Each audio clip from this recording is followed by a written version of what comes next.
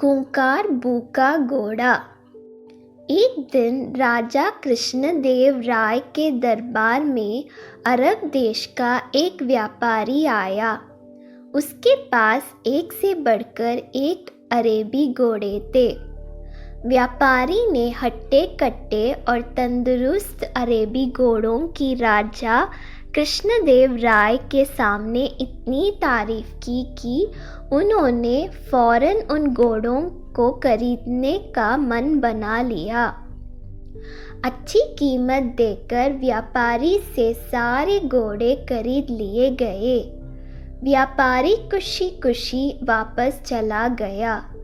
महाराज बहुत खुश थे, लेकिन जब घोड़ों को रखने की बात सामने आई तो समस्या खड़ी हो गई। सारे अस्तबल पहले से ही भरे हुए थे।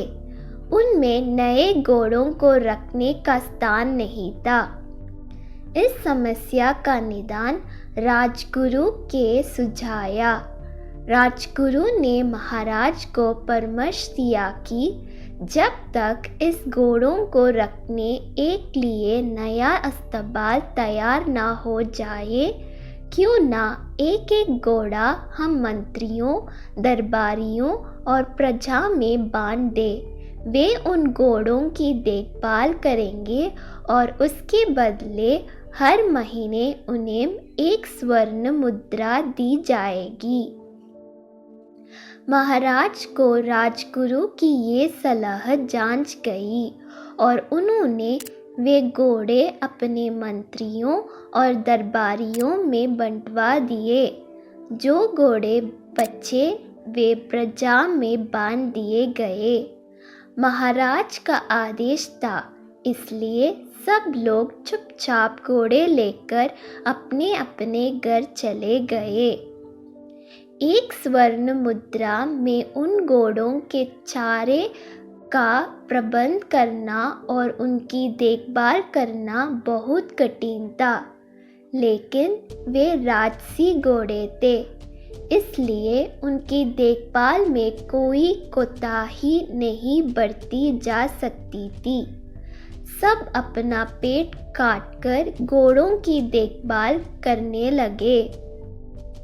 एक घोड़ा तेनालीराम को भी मिला।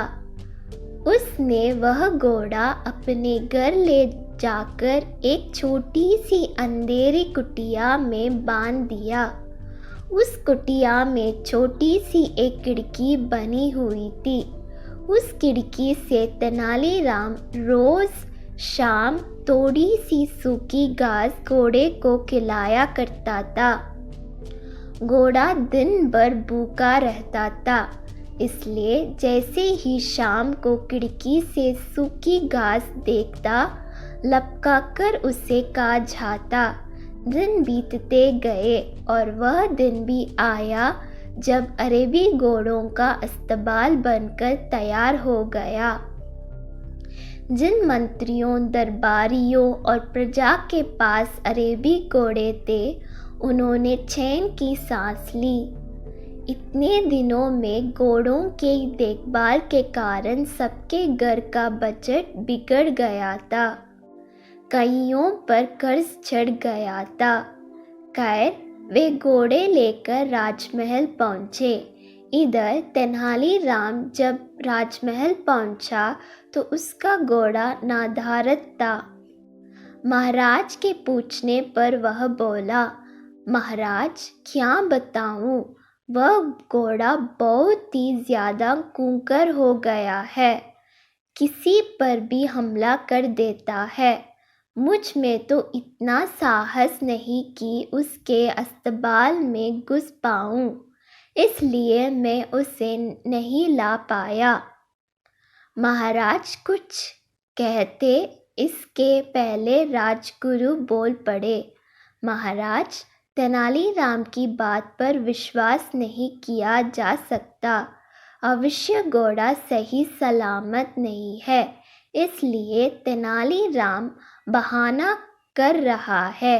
हमें वहां जाकर वास्तविकता का पता लगाना चाहिए। महाराज ने राजगुरु का कुछ सैनिकों के साथ तेनालीराम के घर जाकर घोड़ों को लाने का आदेश दे दिया। राजगुरु सैनिक लेकर तेनालीराम के घर पहुंच गए। साथ में तेनालीराम भी था। तेनालीराम ने उसे वहां कुटिया दिखाई जहां घोड़ा बंधा हुआ था। राजगुरु जब कुटिया के पास पहुंचे तो तेनालीराम बोला, राजगुरु जी संभाल के, घोड़ा सच में बहुत खूंखार हो गया है। अब पहले खिड़की से उसका मुआयना कर लीजिए। राजगुरु ने भी सोचा कि पहले खिड़की से ही मुआयना कर लेना उचित होगा। वह अपना मुंह खिड़की के पास ले गए। दिन भर से घोड़े ने कुछ खाया नहीं था। तेनालीराम शाम के समय ही उससे सूखी घास दिया करता था, इसलिए जैसे ही राजगुरु खिड़की के पास अपना मुंह लेकर गए, उनकी दाढ़ी को सूखी घास समझकर घोड़े ने मुंह में दबा लिया और खींचने लगा। राजगुरु दर्द से छींक पड़े।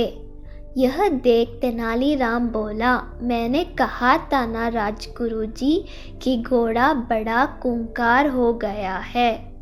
राजगुरु क्या कहते, बस दर्द से चीखते रहे और अपनी दाढ़ी छुड़ाने का प्रयास करते रहे, किंतु भूखा घोड़ा भी दाढ़ी छोड़ने तैयार नहीं था। आखिरकार सैनिकों द्वारा तलवार से दाढ़ी काटकर अलग कर दी गई। तब राजगुरु जी जान छूटी। उसके बाद राजगुरु ने सैनिकों को आदेश दिया कि वे घोड़े को पकड़कर राजमहल ले चले। घोड़े को राजमहल में महाराज के सामने ले जाया गया। राजा ने जब घोड़े को देखा तो आश्चर्यचकित रह गए। इतने महीने ढंग से कुछ खाने पीने को ना दिए जाने के कारण उसका शरीर सूख गया था और वह एकदम मरियल दिख रहा था। अपने घोड़े की ये हालत देख महाराज बहुत क्रोधित हुए और तेनालीराम से बोले, ये क्या हालत कर दी तुमने घोड़े की।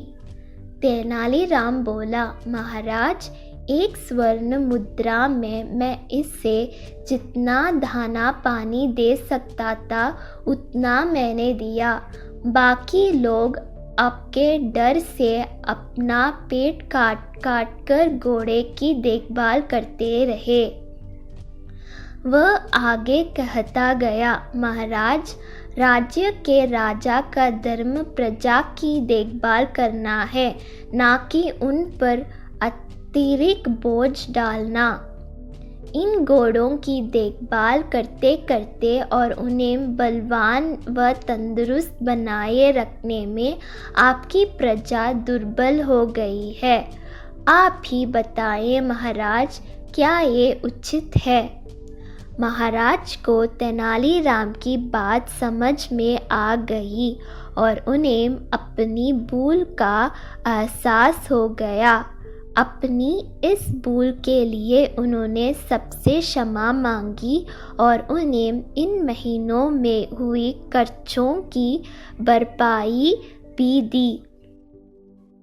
सीख, अच्छी तरह सोच विचार कर ही किसी निर्णय पर पहुंचना चाहिए।